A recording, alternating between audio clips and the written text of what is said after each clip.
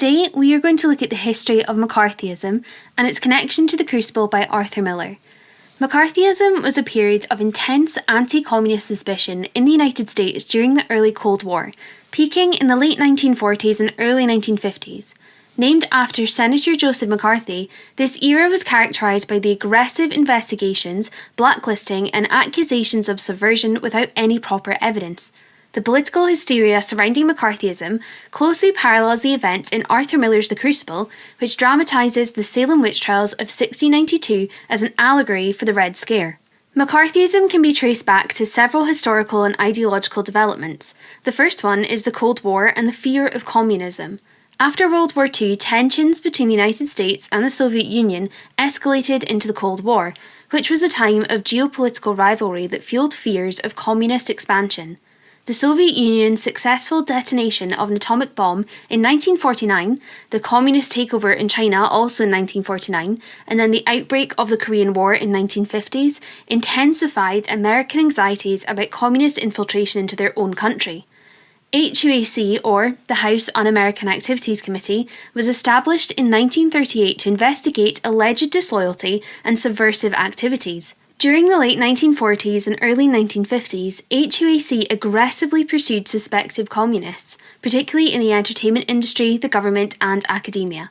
Notable investigations targeted Hollywood writers, directors, and actors, leading to blacklists that ruined their careers. There were also a number of high-profile espionage cases that heightened public fear. The Hiss case took place between 1948 and 1950. Hiss was a former State Department official and was accused of being a Soviet spy. His conviction for perjury fueled paranoia about communist infiltration in the government. The Julius and Ethel Rosenberg trial that took place between 1951 and 1953 saw the Rosenbergs convicted and then actually executed for allegedly passing atomic secrets to the Soviets. Their trial was highly controversial and symbolised the extremes of justice during the McCarthy era. In February 1950, Senator Joseph McCarthy of Wisconsin claimed to have a list of communists that were working within the US government. Though he never actually provided any concrete evidence, his accusations launched a wave of hysteria. McCarthy's reckless tactics, which mainly involved him publicly accusing individuals of communist affiliations without proof, defined the era that now bears his name. Let's have a look at some of the key events and characteristics of McCarthyism.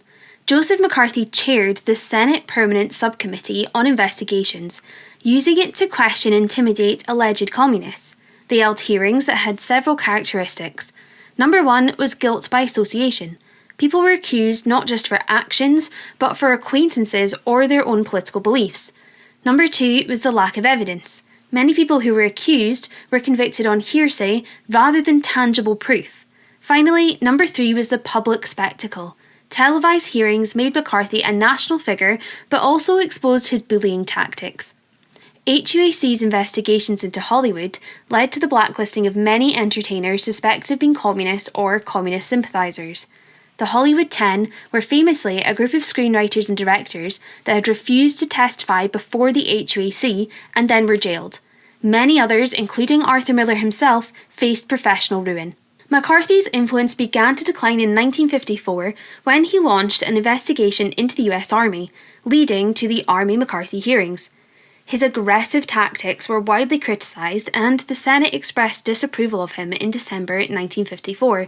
He then faded from the political spotlight and died in 1957. Arthur Miller wrote The Crucible in 1953 as a direct response to McCarthyism. The play, which is set during the Salem witch trials of 1692, serves as a powerful allegory for the Red Scare, drawing explicit parallels between the hysteria of 17th century Salem and the anti-communist witch hunts of the 1950s. Let's take a look at some of the main parallels between the Salem witch trials and McCarthyism. So, for the Salem witch trials, we have a fear of witches corrupting Puritan society, and in the McCarthy era we had a fear of communists infiltrating America. In the Salem witch trials, there were accusations based on hysteria and suspicion. In the McCarthy era, we had McCarthy's accusations, which of course were lacking in any evidence. In the Crucible, individuals are forced to confess or they might face execution. In the McCarthy era, suspected communists were pressured to testify or face being blacklisted themselves. In the Crucible, those who refused to confess were jailed or executed. In the McCarthy era, those who refused to name names lost their own jobs and their reputations. Finally, during the Salem witch trials, the court relied on spectral evidence, things like visions or dreams, and in the McCarthy era, the HUAC relied on hearsay and guilt by association. Miller himself was targeted by the HUAC. In 1956, he was subpoenaed and asked to name suspected communists.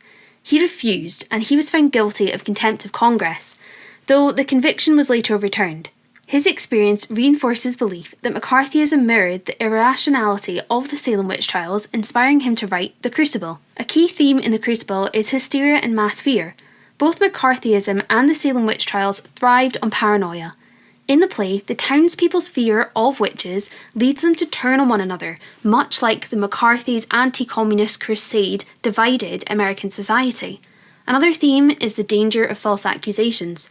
Just as innocent people were executed in Salem, innocent Americans in the 1950s were blacklisted and ostracised. John Proctor, the protagonist of The Crucible, refuses to falsely confess, paralleling those who resisted McCarthy's demands. Another theme is the corruption of authority. The judges in Salem, like McCarthy and HUAC, refuse to acknowledge their mistakes, feeding a loss of credibility. Judge Danforth is insistent that the court is right, and this reflects McCarthy's ruthless tactics. Finally, another theme is integrity and resistance. John Proctor's defiance in the face of wrongful condemnation reflects those who stood up against McCarthyism, including Arthur Miller himself, and the play suggests that personal integrity is more important than public approval. So, in conclusion, McCarthyism and the Salem witch trials both reveal how fear and hysteria can undermine justice. Through The Crucible, Arthur Miller condemned the McCarthy-era persecution of suspected communists by drawing historical parallels with the witch hunts of 1692. The play remains a relevant critique of mass hysteria, political scapegoating, and of course the consequences of sacrificing truth for ideology. Even today, The Crucible serves as a cautionary tale about the dangers of paranoia and the importance of standing against injustice no matter the cost.